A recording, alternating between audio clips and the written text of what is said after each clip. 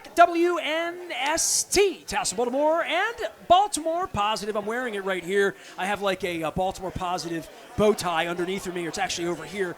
We're at Rock Salt Grill. They finally gave me a menu that I can hold up here. Oh, my God, I got the house wines on the back as well. We are in Westminster, beautiful, bucolic Carroll County. We made an attempt to come here last year. We wound up the street, and I'll talk to Lee about that. He was closed on Monday. Monday was my Westminster day last year. Sort of got pinched, but I said, you know what? I'm going to do this again next year. And when I do it again next year, our friends at the Maryland Lottery and our friends at Goodwill Industries and our dear friends at the Window Nation who've cleaned up our windows. You buy 2, you get 2 free. It's a great deal, 86690-NATION. And the Restaurant Association of Maryland. So I have all of this swag. I got my little thing. And I keep telling Marshall Weston, bring the swag to me. And today you have done and so. Finally, we're delivering. How are you, brother? Good to see you, man. Good to see you. The official and much coveted Restaurant Association of Maryland T-shirt. All right, I'll be wearing this at Costas on Tuesday when we wrap up the tour. We're going to have our next governor, Wes Moore, with us. Also going to be joined by Pam Wood. Also going to be joined by Mickey Coachella on Tuesday. So that's our last tour stop. And you gave me something that every good guy from Dundalk needs. I don't know where the hell this was when the brewery tour started, but all the breweries give me glasses that have their name. Yep. I now have... We're still old school. I'm coozed up. Look at this. I am good to go for maybe the Sting concert at Wolf Trap next week for appropriateness. You always got to have one in your pocket, in your glove box, your lunch box, wherever you're at. Got to have the RAM koozie to go along. You don't mind that I'm not drinking booze right now at this hour, right? Don't mind at all. But I tell you what, this place is busy. There are people already starting the weekend. I cannot believe this is the middle of the afternoon. It was packed when I walked in here. I walked in here about 1:10, and I'm like, I thank they gave me a spot. You know what I mean? Like, place has been bumping. There's been, and they're like a little bit of noise. I'm like, no. I love the noise of the plates clanging. I don't like spilled things or accidents, but I don't mind a little ding ding with the forks hitting things and spoons tapping. It's the sound of a restaurant, right? Things are happening, right? And it's good to hear because we didn't have these sounds 2 years ago. But we're going to see it for the next hour or two. People just start coming in, and I bet you he's going to have a line out the door here by 5 o'clock. All right, so what do you want to know, man? Marshall Weston runs the Restaurant Association of Maryland. Restaurant Week begins on September 16th to the 25th. He will be telling you about discounts and show-offs. Everybody knows what this is. Most places participate. Restaurant Association is very, very involved in getting people active and out eating once school, the Ravens, all that starts to happen. Take care of your local. And we do need to tell people, but I think COVID really, and I always begin with this, we're all awakened to our favorite place and why people are at Rock Salt Grill. And they're here for the crab cakes. They're here for the oysters. They're here to be a part of a community. And when that was taken away, that's been the beauty of these tours that you guys have been kind enough to help me get out on the road and pay some of the bills that I have for the crab cakes. Yeah, and I tell you, you've been to a lot of places. You know, you kind of look at the list. You've done your job. You've hit all corners of the state, and you know, restaurants are everywhere. And I think you found some great new ones that you probably never heard of before, and got to hear their stories. And that's what every place is about, right? The story of how they got open. This location right here in Westminster. 6 years, what they told me they've been here. Before that, the guy that ran this, Harry's Grill on Main, I think was, but he was here for 30-some years, right? And he had to retire, moved on, and he wasn't sure a restaurant was going to take this place. Lo and behold, Susan and Lee, they're here, and, you know, that's just another story of these family-owned restaurants continuing on. Well, I've been all over the place, and, you know, I've seen some trends. I definitely want to talk to you about some good, some bad, some ugly in regard to being a customer and a diner.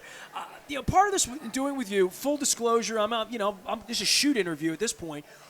Some places like Lee and Susan, I know Lee. Lee's a Facebook friend of mine. I know him from the sports business when he had a place at the mall many years ago. Oh, yeah. When I looked up Rock Salt and saw his name, I'm like, I know that dude. And when I didn't get here last year because they were closed on Monday, I'm like, well, you know, I'm going to get back there. And everybody tells me, and I still haven't had anything other than one oyster here, reputation. I mean, I'm seeing the food come out of the kitchen. It's beautiful.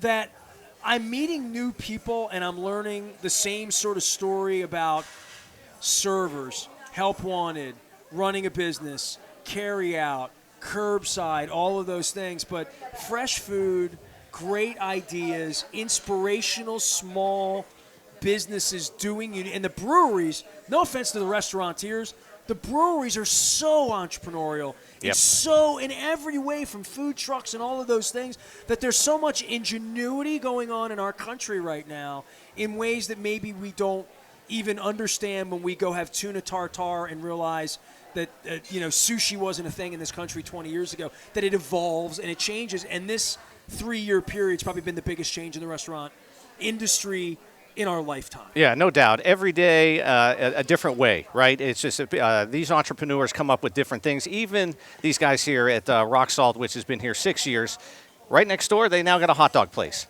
right?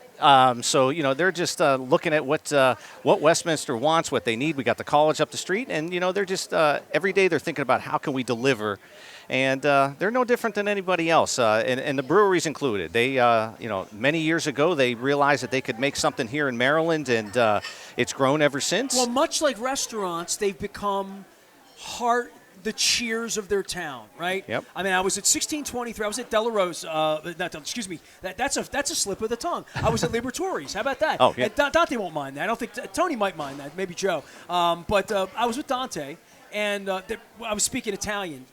I don't speak Italian, but that probably reminded me of that. But I was with those guys the other day, and we were talking about 1623 and how it says Eldersburg on it, and how that means something. And that's meant something to Dante since 1980s when he got out there, and it was a little farm town on 26 and a red light, right? Like literally, a Kmart and a red light, as I remember Eldersburg in 1988. And you make a life, and you say, we're part of the community. We are the community neighborhood place, employing your daughter, your son, your neighbor. Oh, yeah. We're the place you're going to celebrate when you high get school student, college student, they're all over here. Communication major. I already went through that with Shannon up front.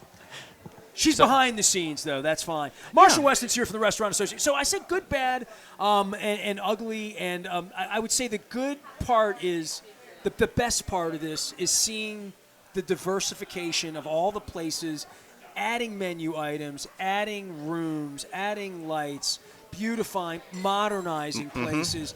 All of that's happened.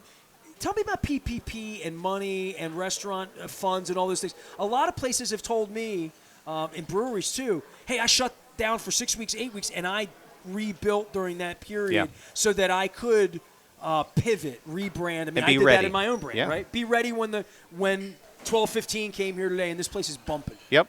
Yeah, I think that's what the consumers want, right? We love kind of the history of our restaurants and just the nostalgia, but we also at the same time, we want things new and fresh and to feel like, week after week, year after year, that we're coming to something new, even though it's very familiar, right? So when, the pandemic is over and people start coming out, they realize, oh, look, those are new booths over there. Look, they redid the floors, and look, there's new paint, and it's like, wow, that just shows that the restaurateurs are investing back into their customers, right? And we like to see that kind of thing. Nobody wants to be stale and do the same thing for 30 years. We want the comfort and the nostalgia of 30 years. We want it to feel fresh too.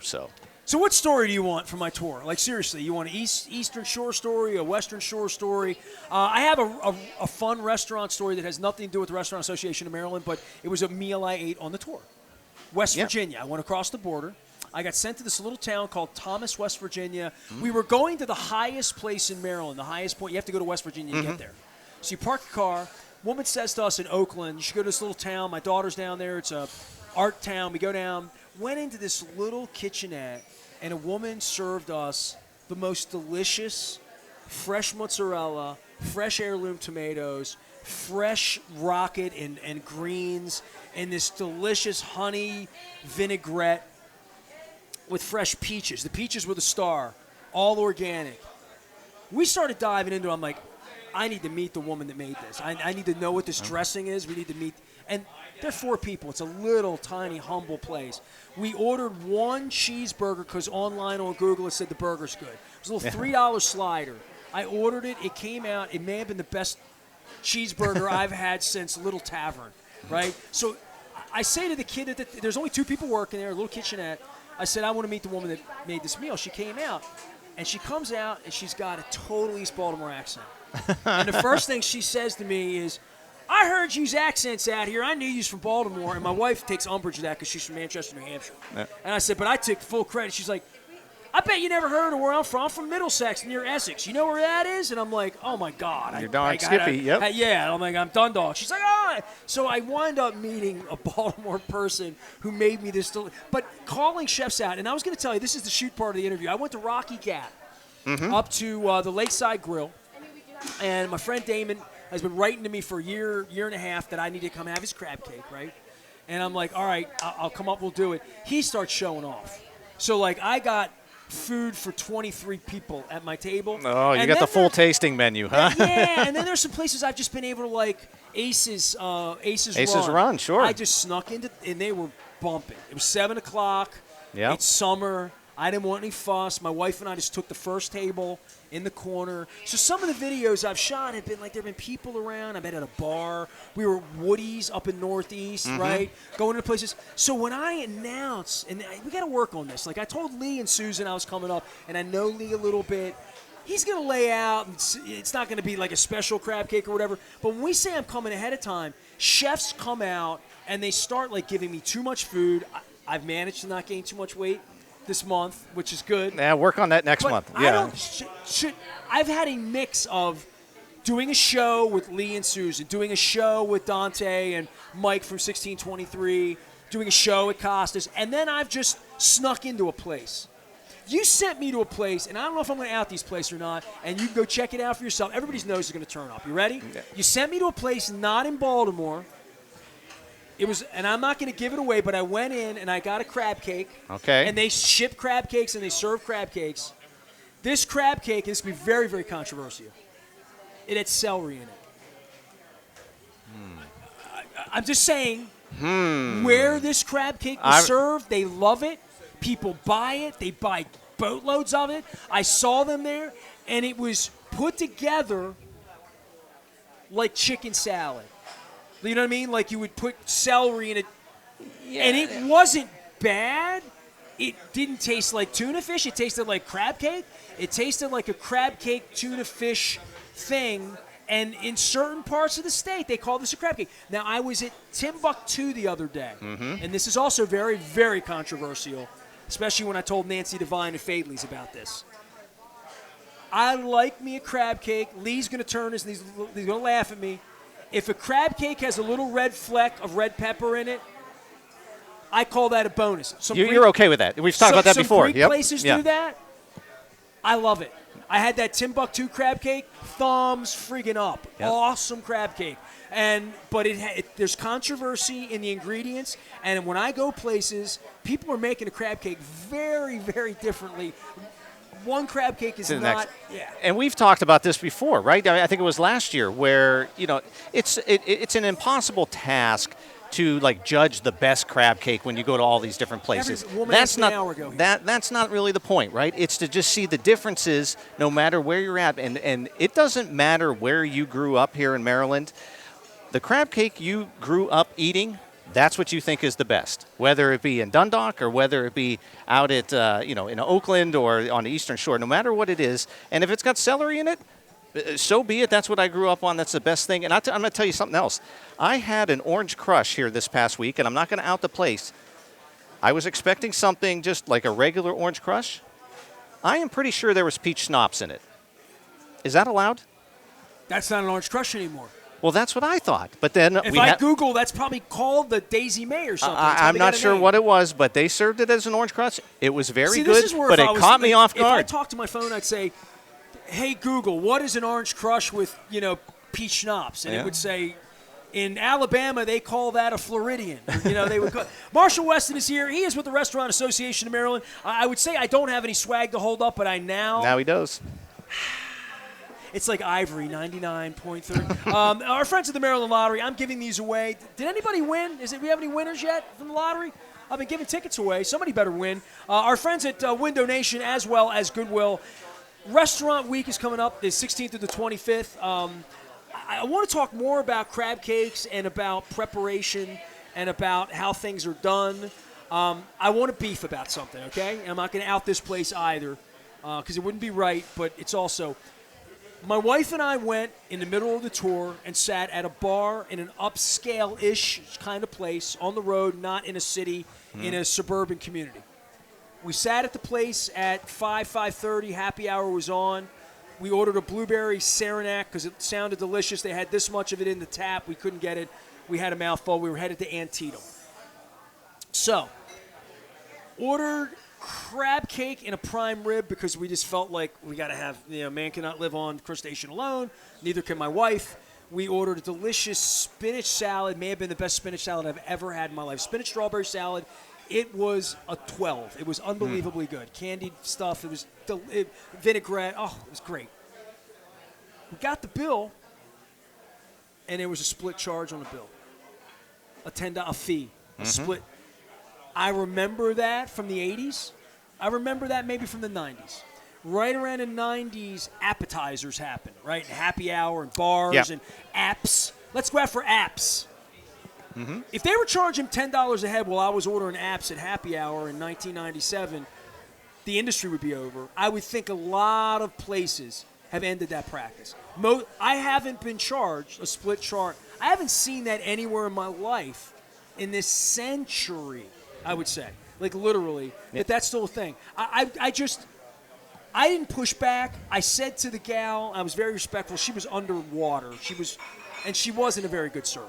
But that either way, she said, it was on the menu. You should have read it. Whoa, okay. I said, I know you're busy. I paid the bill. I said, listen, I'm not even complaining. But, like, my wife sort of thought her strawberry salad was the entree because it was $15. I sort of thought my prime rib was $47. So I would think these are things that when you have meetings with like best practice, different things. And I didn't push back on management. I paid the bill. I walked out. I'm here having a good time, right? But I thought, how many places do that? Because I had not seen that in so long. Yeah, you're really catching me off guard. I was stunned by it. Yeah, you're catching me off guard with that one too, because I have not seen that ever. And it's not there even. You go. Yeah, okay, I mean, it's so not it's not a discussion Fair we have. Fair enough. But I don't know. It was weird. It's just something that I'm not even trying to put you on the spot about it. I just thought, I'm just a diner out dining, and I'm thinking, like, is that something that's still practiced in certain ways? And I'm thinking, no, I travel everywhere, and I was taking – so that was a weird thing for me. The other thing is oysters. Can we talk about oysters in this state? Because I don't think the Restaurant Association of Maryland would have – I mean, this fragile creature, completely important to every crab ever – crabbing in the water. I know about the oxygen and all that. Oysters are such a huge part of this. I don't think I've been in 3 places that didn't have oysters as well as crabs now, that they've become 1 and 1A in a lot of places. Yeah, no doubt. That is one of the things that we've seen a lot of over the past, I don't even know if it's been 5 years or longer than that, but, these guys here, I know they do a bang-up job with the oysters. They've got the board, like a lot of places do, that talk about here's what we're serving today, and it becomes just kind of this thing. It's this growing thing. Charcuterie's a thing. That's a thing. Everywhere. Right? It's a thing. It does seem to be growing, yeah. I mean, it's like... No, but I have restaurant trends. Like, if I open Rock Salt Grill today, I'd say, what do I have to have on my menu? What are my customers expecting? Appetizers, right? Yep. Wide variety, vegetarian dishes. Gluten-free. Got to have that. I was just getting ready. Oh, Chloe, I love you. You know that. Chloe is my summer intern.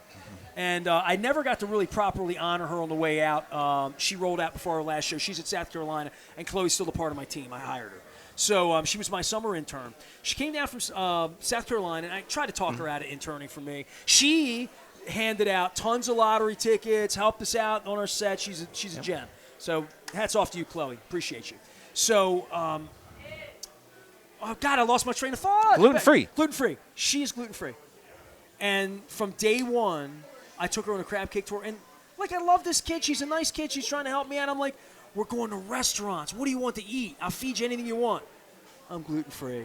So we had gluten-free things. And on menus, she had a gluten-free crab cake the first day from Black Swan. Chef Sean, before we actually started the August tour, back in June, we did a crab cake tour stop there. And a beautiful place, Harbor East, great food. Get the chicken box, delicious. Gluten-free crab cake. And a lot of crab cakes are gluten-free. But I now notice that everywhere I go, cauliflower pizza and all, that is a major thing. Yeah, we as an industry certainly have recognized that this is one of the most important things out there now at this point in time, because it's real. It's not like, oh, I just don't like onions. Don't put onions on my thing. Right? That's a different story. Have it your way. Yeah, exactly. Yeah. So you have seen more and more gluten-free options. You're seeing more and more vegan and vegetarian options in restaurants now, because it is this is what consumers want. They don't want this idea of Joe Public saying, "Oh, I can't go out to eat because I'm gluten-free." No, it's like you should be excited about the gluten-free options.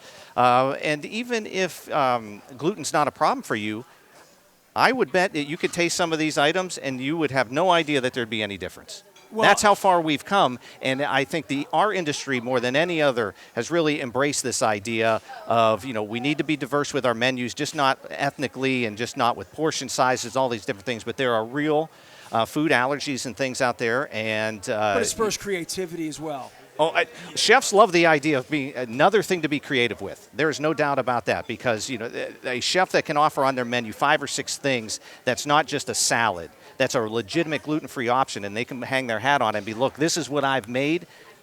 That makes them stand out. I'm going to get Chloe on to talk about this when she comes home for the holidays and we're doing a tour, because, for her, I'm sure, and I know this, the places where we did the show where there were gluten-free options became her. She ate something she liked that she would come back for. Absolutely, right? yep. And that's really what it's about for any diner, is to say, I'm going back to Suicide Bridge for that crab cake. Mm-hmm. I'm going back to the Crab Queen on Offutt and Liberty Road for that crab cake. I'm going back to Timbuktu with my friends at Window Nation, who are based right across the street. I already know where my lunch day. So part of this for me with the tour is places I would go back or not go back. My wife, who is good at being passive aggressive because she's from New England, when she would eat the one with the celery, which we're back to that, huh? No, we're back. Well, just things. She'd take a bite of it and she'd say, "Not my favorite." That's her passive aggressive way of saying. Yeah. No, I wouldn't get it again. It doesn't mean I won't finish it or I don't like it or I'm going to spit it out. Just not my favorite. I always say when you say to anybody from New England, I'm going to be dealing with this next week because we're going to see some of the family, saying, "How are you doing today?" If somebody says, "How am I doing today?" I'd say, "Phenomenal, great." Yeah.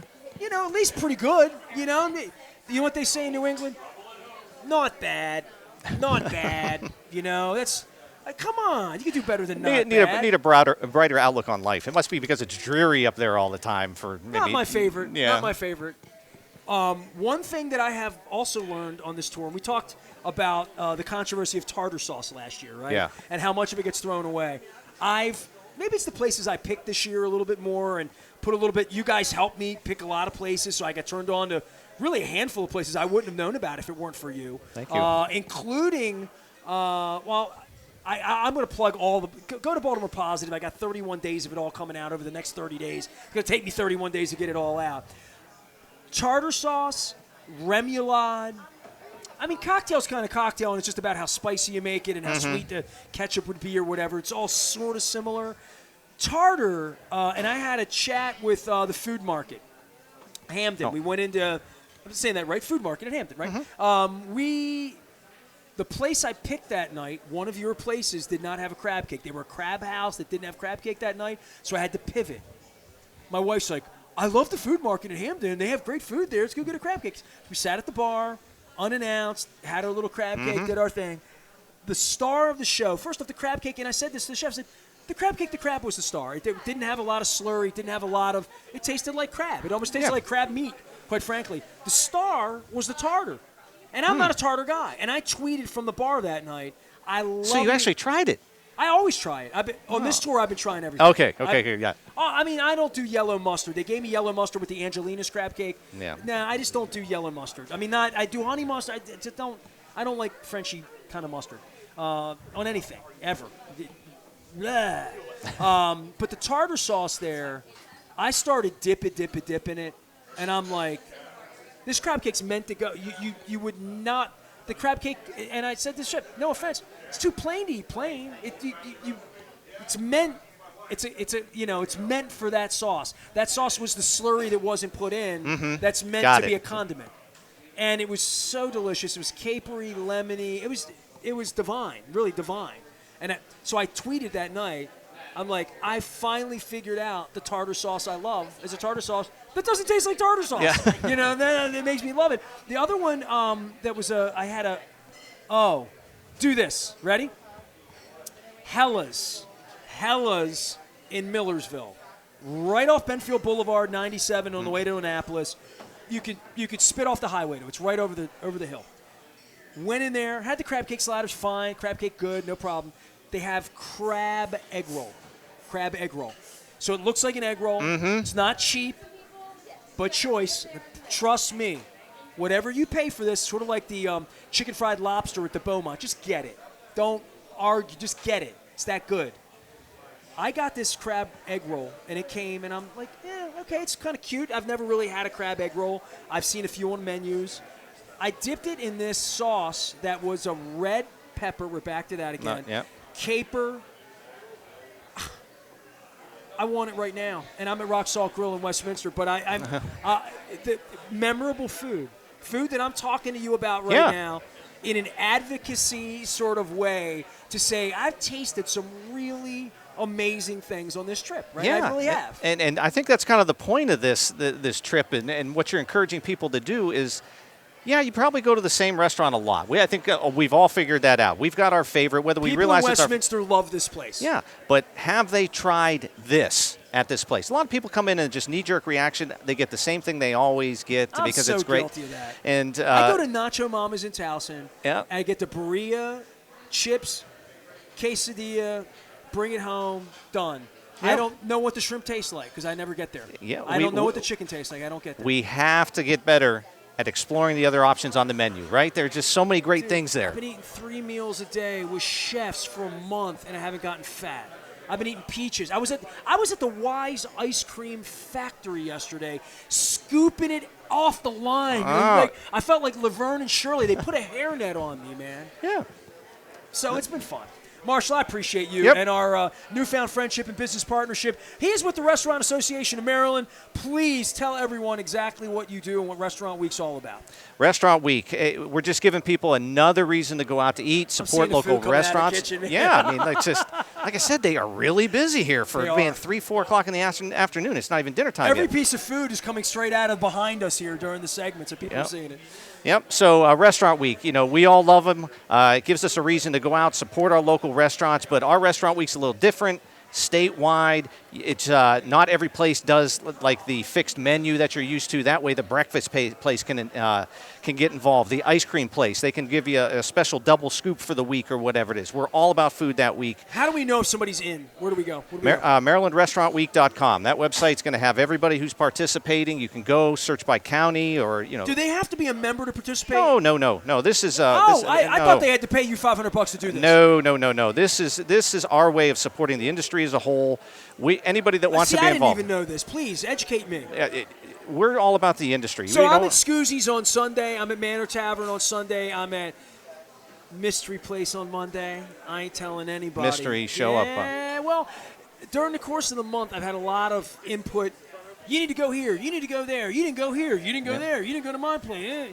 First off, they have to be open on Monday. Monday's tough. A tough one. Rock Salt's not open on Monday. We're in Westminster. That's why I wasn't here last year. I'm here on a Friday this year. Mm-hmm. So, but wherever I go on Monday, any place I would pick, if they're not a part of your association. Doesn't matter. So tell me what the membership, because you've sent me to a lot of places that are members of your association. Sure. What does that mean for a place like Rock Salt? Well, first and foremost, it's all about resources. I travel around the state just like you're doing, and I meet with small groups of restaurateurs, and a lot of them are small and very small owned businesses. And a lot of the same issues. Across the board. And what people want and what restaurateurs want is help navigating a whole host of things of what it takes to run a restaurant. If you're opening for the first time, trying to get through the bureaucracy of opening a restaurant, I don't care what county or what city or where you're at, permit process, red tape, they need help getting through that. They need resources on building menus. We've got those kind of things. Resources on when half of their equipment breaks down on the weekend. Who can we trust to help get these things? We're going to get a meat slicer, right? If I need one. All of these things. So we're really all about resources, and we're all about advocacy too. Being in Annapolis, being in local jurisdictions to talk about your business and educating lawmakers so that hopefully we can work together to help restaurants thrive rather than having laws and regulations that kind of hinder restaurants from growing. So we fill that role because we understand restaurant folks, they're busy here. They're busy working. They're busy doing their thing, and we fill that gap. So that's really what we're all about, just being a great resource for restaurants. And you don't realize how valuable we are until you really need something and you can't get help. Because I tell you what, Google doesn't solve every problem. Googling something doesn't. It's a 50-50 shot. Whether Call you're an expert. Yeah. Call an expert, and we're that expert. Well, Marshall Weston's been a supporter of what we're doing here at Baltimore Positive, along with the friends at Goodwill and Window Nation, and, of course, the Maryland Lottery. We're giving away some scratch-offs. I'm going to have the Ravens scratch-offs next week. Maybe not by the time I get to Costas, but certainly by the time the season starts. And the tour will move in September to Friday afternoons once a week, as we've been doing. I think we're going to be kicking things off at Union Brewing, but I'm still working through that with Adam to get a date and a time together. I've been to so many breweries. They got food trucks. They have kitchens. They have gluten-free at the BC Brewery, where I fell in love with that. It's my local brewery, in my neighborhood, really. So it's been exploratory. It's been fun. And the one thing I'd say to you and everyone as a real gift to me for all the sponsors that have been involved in this, not just the food or the weight I've gained, even the friendships and relationships, this state's so beautiful. You know what I mean? Like, I was at Mako last week. I've driven off the road everywhere. I was on a road last night from Friendly Farm up in northern Baltimore County off of Mount Carmel Road up to Big Truck Brewing, up the hill, Big Truck Farm. One of the prettiest pieces of road I've ever been on. So just from a Maryland standpoint and pride in the state, and being in Hagerstown one night, Cumberland one day, Rocky Gap, out to Oakland, Deep Creek, all of that. It's just been a wonderful month. So I'm tired. My wife's been sick for 5 days. Jerry Edwards, we're coming on Sunday night. I'm coming for you up at the Manor Tavern. My wife took ill in a restaurant. And you talk about restaurant. We go up to Manor Tavern. I've known Jerry forever. I've been at Jerry's home drinking wine. I told him we were coming up. He wasn't working on a Sunday. We were going in for brunch. My wife just took ill on a Sunday morning. She's had a rough week. But she took ill on a Sunday morning in a restaurant, in the bathroom, general manager, staff worried about her, sugar crashed, concerned for her. Restaurants deal with everything. You know what I mean? Sure I had do. the general manager in the ladies' room there. I didn't announce myself, and we weren't like we were just two customers, and she wanted to know if we needed paramedics, and like that really happened to us on Sunday. And restaurants, so Jerry, you got good people out there. We appreciate you. We're going to get in Restaurants treat their customers like family. It's not BS. They really do. That's great to hear. And you know what?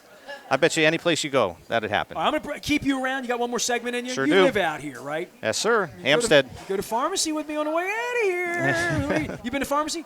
Brewery? I can't say I have. 10 minutes from your house, and they're brewing local beer. What kind of restaurant association brewery guy are you? Come on. It's exhausting. I mean, to hit every place. There are over 10,000 food service establishments here in the state of Maryland, and every one of them thinks I should be there.